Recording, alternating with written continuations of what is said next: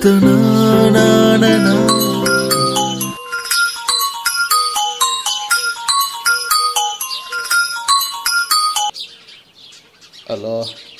Breakup Raju.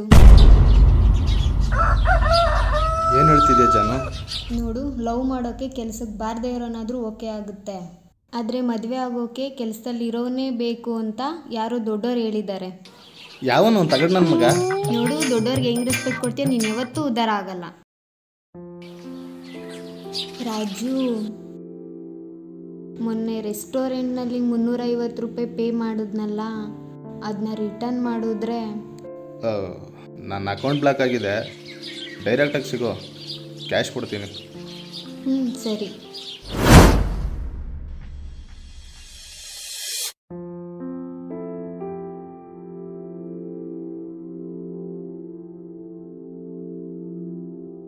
ಏನಾಗಿ ನೋಡ್ತಾ ಇದೆಯಾ? ಏನಾದರೂ ಮಾತಾಡು. ಇರೋ, ಇವಾಗ ತಾನೇ ಅರ್ಥ ಆಗ್ತಾ ಇದೆ ನೀನು ನನ್ನನ್ನು ಎಷ್ಟು ಯೂಸ್ ಮಾಡ್ಕೊಂಡು ಬಿಸಾಕಿದ್ಯಾ ಅಂತ. ಯೂಸ್ ಮಾಡಿಕೊಂಡು? ಛೀ, ನಾನೇನು ನಿನ್ನ ಯೂಸ್ ಮಾಡಿಕೊಂಡೆ? ಏನು ಯೂಸ್ ಮಾಡ್ಕೊಂಡ? ಏರು.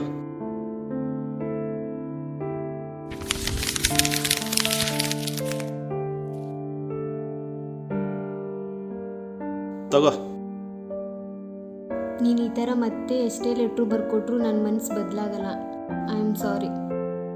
ಓಹೋ, ಬೇಜಾನ್ ಎಕ್ಸ್ಪೆಕ್ಟ್ ಮಾಡ್ತಾ ಇರಂಗಿದ್ಯಾ? ತಗೋ, ಓದು. ಏನಿದು? ಎಡ್ಡಿಂಗ್ ಬರ್ದೈತಲ್ಲ, ಓದು, ಗೊತ್ತಾಗುತ್ತೆ. ತಿನ್ಸಿ ಸುತ್ತಾಡಿಸಿ ಸರ್ವನಾಶವಾದ ನನ್ನ ಜೀವನನ? ನಿನ್ನ ಜೀವನ ಅಲ್ಲ ಚಿನ್ನ, ನನ್ನ ಜೀವನ. ಬುದ್ಧಿ ಇಲ್ಲದೆ ಬದಲಾಗದೆ 4 ತಿಂಗಳಿಂದ ನೀನು ಹಿಂದೆ ಸುತ್ತಿ LOVE ಅನ್ನೋ 4 ಅಕ್ಷರದ ಗಾಳಿಪಟ ನಿನ್ನ ಕಡೆಗೆ ಹಾರಿಸಿದ್ರೆ ನೀನು 2 ಅನ್ನೋ ಒಂದು ಬಾಲಂಗೋಚಿನ ಕಟ್ಟಿ ನನ್ನ ಲೈಫಿಗೆ ಎಂಟ್ರಿ ಆಗಿದ್ದಕ್ಕೆ ನನಗೆ ಸಿಕ್ಕ ಅತ್ಯುನ್ನತ ಪ್ರಶಸ್ತಿ ಇದು. ಅರ್ಥ ಆಗ್ಲಿಲ್ವಾ? ಸೆಕೆಂಡ್ ಫೇಸ್ದಾಗೆ 130 ಚಾಕ್ಲೇಟ್ಗಳು, 24 ಗ್ರೀಟಿಂಗ್ ಕಾರ್ಡ್ಗಳು, 102 ಗುಲಾಬಿ ಹೂಗಳು. ಒಂದಿನಾದರೂ ಪ್ರೀತಿಯಿಂದ ಮುಡಿಕಣೇನೆ? ಇವನ ಏನು ಒಂದು ರೋಜ್ 30 ರೂಪಾಯಿ ಕಣೆ.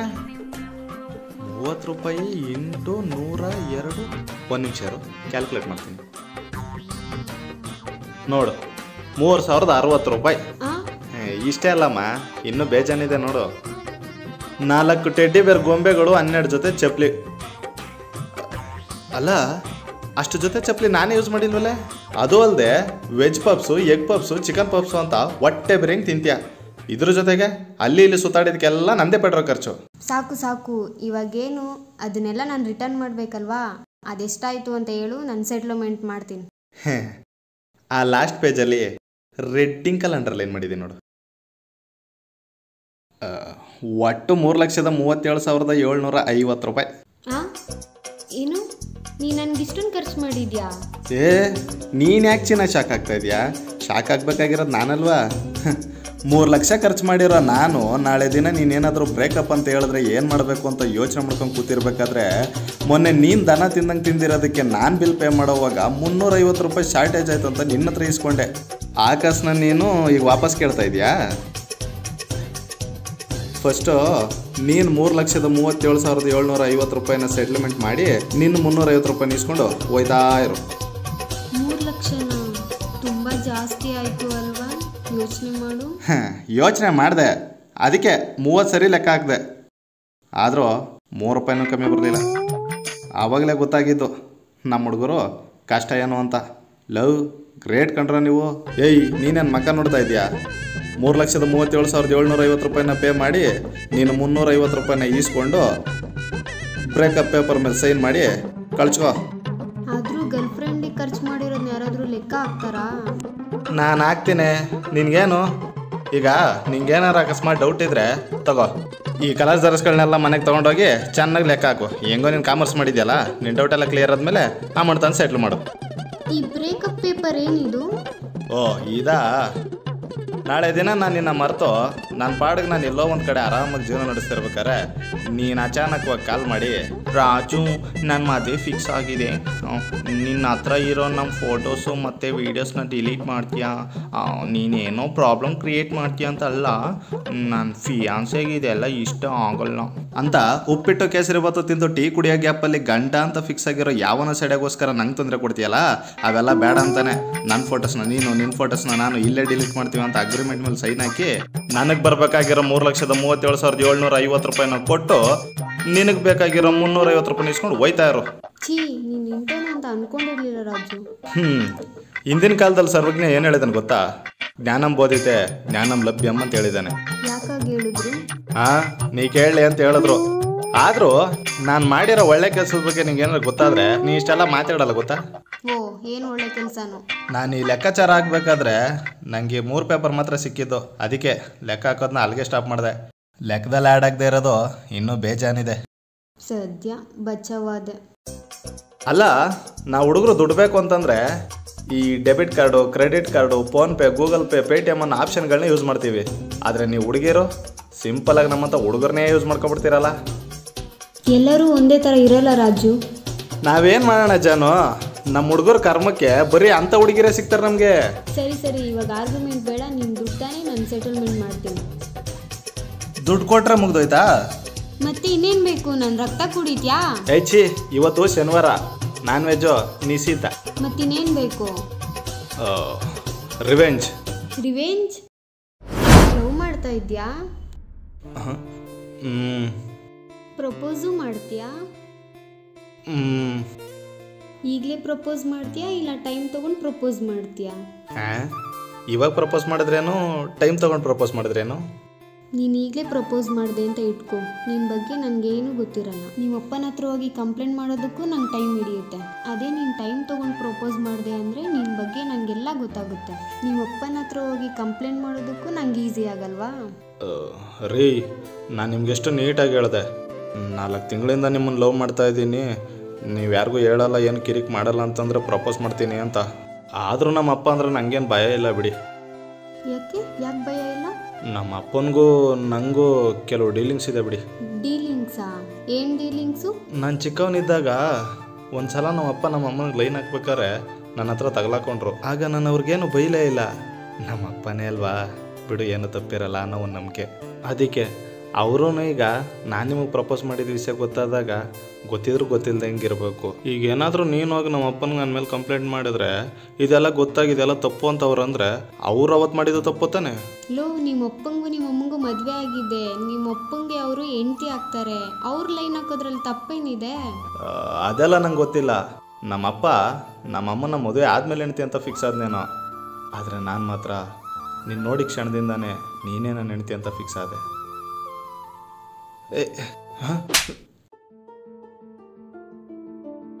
ಪೆಟ್ಟಾಯ್ತಾ? ಹೊಡೆದ್ರೆ ಪೆಟ್ಟಾಗಲ್ವ? ಮತ್ತೆ ಹುಡುಗಿರಿಗೆ ವೇಲ್ ಹೇಳಿದ್ರೆ ಕೋಪ ಬರಲ್ವಾ?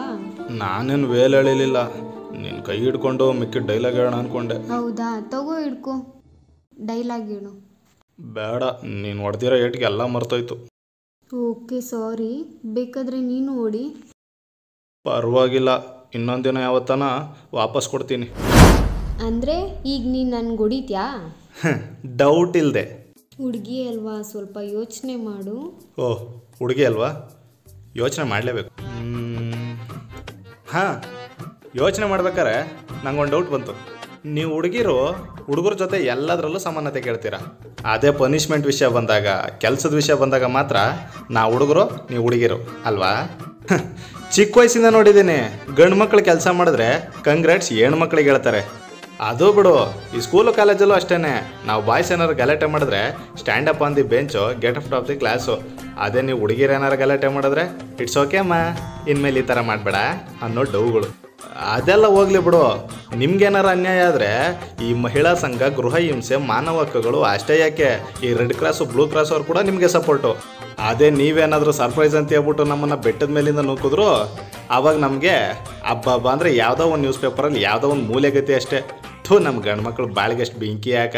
ಇನ್ಮೇಲೆ ಯಾವುದೇ ಹುಡುಗನಿಗೆ ಅನ್ಯಾಯ ಆಗೋದನ್ನ ನಾನು ಸಹಿಸಲ್ಲ. ಯಾವುದೇ ಹುಡುಗಿ ಯಾವುದೇ ಹುಡುಗನ ಹತ್ರ ಹೋಗ್ಬಿಟ್ಟು ಬ್ರೇಕಪ್ ಅಂತ ಹೇಳಿದ ತಕ್ಷಣ ಅವಳಿಗೋಸ್ಕರ ಏನೇನು ಖರ್ಚು ಮಾಡಿರ್ತಾನೋ ಅಷ್ಟು ಅಮೌಂಟ್ ಅವ್ನ ಪ್ಯಾಕೆಟಿಗೆ ಬಿಡಬೇಕು. ಅವಳಿಂದ ಇನ್ಮೇಲೆ ಯಾವ ತೊಂದರೆನೂ ಆಗಲ್ಲ ಅನ್ನೋ ಅಗ್ರಿಮೆಂಟ್ಗೆ ಅವಳು ಸೈನ್ ಬಿಡಬೇಕು. ಡೈಲಾಗ್ ಓವರ್ ಆಯ್ತಾ?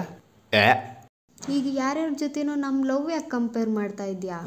ಅಲ್ಲೇ ಕಂಪ್ಯಾರಿಸನ್ನು ಅಲ್ಲ, ಅವತ್ತು ಬಂದ್ಬಿಟ್ಟು ನನ್ನ ಫ್ರೆಂಡ್ಗೆ ಅವಳ ಬಾಯ್ ಫ್ರೆಂಡು ಐಫೋನ್ ಕೊಡಿಸ್ತಾ, ನೀನು ನನಗೇನು ಕೊಡಿಸ್ತೆ ಅಂತ ಕೇಳೋದಲ್ಲ, ಅವತ್ತಿರ್ಲಿಲ್ವ ಕಂಪ್ಯಾರಿಸನ್ನು? ಅದು ಬಿಡು, ಅವತ್ತು ಅವ್ನು ಯಾವನ ಕೋತಿ ನನ್ನ ಮಗ ಅವನ ಲವರ್ಗೆ ಗೋಲ್ಡ್ ಚೈನ್ ಕೊಡಿಸ್ತಾ, ನೀನು ನನಗೇನು ಕೊಡಿಸ್ತೆ ಅಂತ ಕೇಳೋದಲ್ಲ, ಅವತ್ತಿರ್ಲಿಲ್ವ ಕಂಪ್ಯಾರಿಸನ್ನು? ಸರಿ ನೀನು ದುಡ್ಡು ತಾನೇ, ನಾನು ತಗೊಬಂದು ಕೊಡ್ತೀನಿ.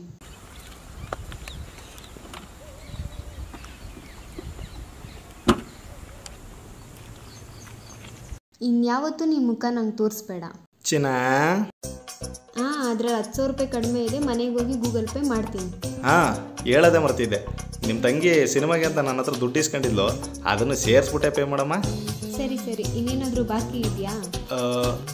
ಇನ್ನೊಂದಿದೆ. ಏನು?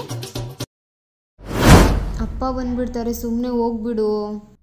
ನಮ್ಮ ಮಾವ ತಾನೆ, ಬಿಡು ನಾನು ಹೇಳ್ಕೊತೀನಿ. ಮಾವ ಅಂತೆ ಮಾವ, ಸೋದ್ರು ಮಾವ ಇವನ್ಗೆ. ಈಗ ನೀನೇನೇನು ಹೇಳ್ಬಿಟ್ಟು ಸುಮ್ಮನೆ ಟೈಮ್ ವೇಸ್ಟ್ ಮಾಡಬೇಡ. ನಾನು ಕಿಸ್ ಕೊಡ್ತಾ ಇರ್ತೀನಿ, ನೀನು ಸುಮ್ಮನೆ ಲೆಕ್ಕ ಹಾಕ್ತಾ ಇರು. 100 ಕಿಸ್ ಆಗಿದ್ದಷ್ಟು ಹೇಳು, ಸ್ಟಾಪ್ ಮಾಡ್ತೀನಿ. ಟೆಂಪ್ಟ್ ಆಗಬೇಡ. ಟೆಂಪ್ಟ್ ಹೋಗೋ. ಹೋಗ್ಲಿ, ಮೊನ್ನೆ ಕೊಟ್ಟಿರೋ ಕಿಸ್ ಆದ್ರೂ ವಾಪಸ್ ಕೊಡೆ. ಇನ್ನೊಂದು ದಿವಸ ಯಾವತ್ತಾದ್ರೂ ಕೊಡ್ತೀನಿ. ಹಾಗಾದ್ರೆ ಇವತ್ತು ಕೊಡ್ತೀಯಾ? ಕಚಡ ಬೇವರ್ಸಿ. ಲೇ ಚಿನ್ನ, ನಾರ್ಮಲ್ ಆಗಿ ಎಲ್ಲ ಹುಡುಗರು ಒಳ್ಳೆಯವರೇನೆ, ನಿಮ್ಮಂಥ ಹುಡುಗಿರಿಗೆ ಅವ್ರು ಸಿಕ್ಕ ಮೇಲೇನೆ ಕಚಡ ಬೇವರ್ಸಿಗಳ ಥರ ಆಡೋದು. ಆದರೂ ನಿನ್ನ ಜೊತೆ ನಂಗೇನೆ ಮಾತು. ಇವಾಗ ನಾನು ಲಕ್ಷಾಧಿಪತಿ. ಹೋಗಲೇ ಉರ್ಕೋ ಹೋಗಲೇ. ಹೋಗಲೋ.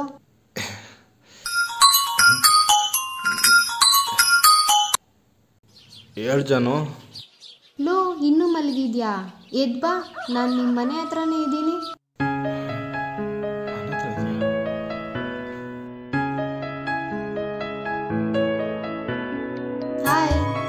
ಹಾಯ್, ನಿನ್ನ ಗಾಡಿಯಲ್ಲಿ? ಮನೇಲಿದ್ದೆ. ನೀನ್ ಹೆಂಗ್ ಬಂದೆ? ಆಟೋಲಿ. ನಾವೆಂಗ್ ಹೋಗೋದು? ನಿನ್ ಗಾಡಿ ಇದೆಯಲ್ಲ. ನನ್ನ ಗಾಡಿನ ನನ್ನ ಫ್ರೆಂಡ್ ಎತ್ಕೊಂಡು ಹೋಗಿದ್ದಾನೆ. ಬೇರೆ ಯಾವ ಗಾಡಿನೂ ಇಲ್ವಾ? ನಮ್ಮ ಫ್ರೆಂಡ್ ಗಾಡಿ ಇಲ್ಲೇ ಇದೆ. ಮತ್ತೆ ಎತ್ಕೊಂಡ್ ಬಾ. ಆದ್ರೆ ಅದ್ರಲ್ಲಿ ಪೆಟ್ರೋಲ್ ಇಲ್ಲ. ನಿನ್ ಬಗ್ಗೆ ಗೊತ್ತು ನಂಗೆ, ಅದಕ್ಕೆ ಎತ್ಕೊಂಡ್ ಬಂದಿದ್ದೀನಿ. 2 minutes ಬಂದೆ.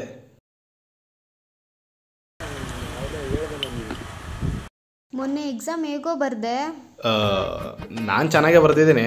ಅವ್ರು ಪಾಸ್ ಮಾಡ್ರೆ ನಾನು ಪಾಸ್ ಆಯ್ತೀನಿ. ಅವ್ರೇನೋ ಪಾಸ್ ಮಾಡೋದು? ನಿಂಗೆ ಹೇಳಿದ್ದೀನಿ ಅಲ್ವಾ, ಎಕ್ಸಾಮ್ಗೆ ಹೋಗೋಕ್ಕೂ ಮುಂಚೆ ಚೆನ್ನಾಗಿ ಓದ್ಕೊಂಡು ಹೋಗು ಅಂತ. ಅಯ್ಯೋ, ಪಾಸ್ ಆಯ್ತೀನಿ ಬಿಡಮ್ಮ ತಾಯಿ, ಬಂದು ಕೂತ್ಕೋ.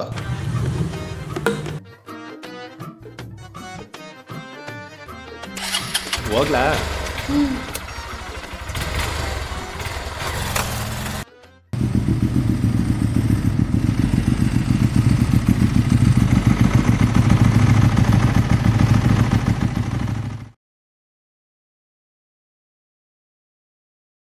ಸರಿ, ಕೆಲ್ಸಕ್ಕೆ ಲಂಚ ಕೊಡಬೇಕು ಅಂದಲ್ಲ, ಎಷ್ಟು? 3,37,750 ರೂಪಾಯಿ. ಹೌದಾ?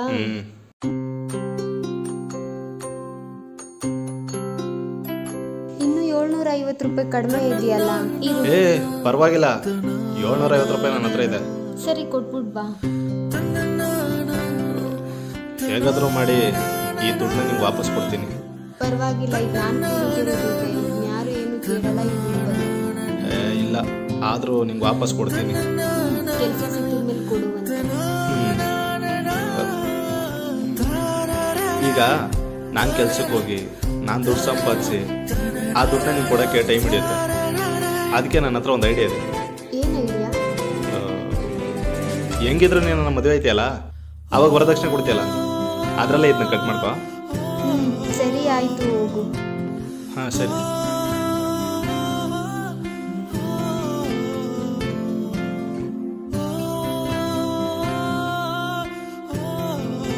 ಏನು ಆ ಥರ ಅನುಮಾನದಲ್ಲಿ ನೋಡ್ತಾ ಇದ್ದೀರಾ? ಎಲ್ಲ ಹುಡುಗಿರೂ ನಾವು ಅಂದ್ಕೊಂಡಿರೋ ಥರ, ನಾವು ಅನುಮಾನ ಪಡೋ ಥರ, ನಾವು ಕನ್ಸಲ್ಲಿ ಕಂಡಿರೋ ಥರನೇ ಇರಲ್ಲ. ಅದರಷ್ಟಕ್ಕೆ ನಂಗಂತ ಒಳ್ಳೆ ಹುಡುಗಿ ಸಿಕ್ಕಿದ್ದಾಳೆ. ನಮ್ಮ ಹುಡುಗಿ ಚಿನ್ನದ ಅಂತವಳು.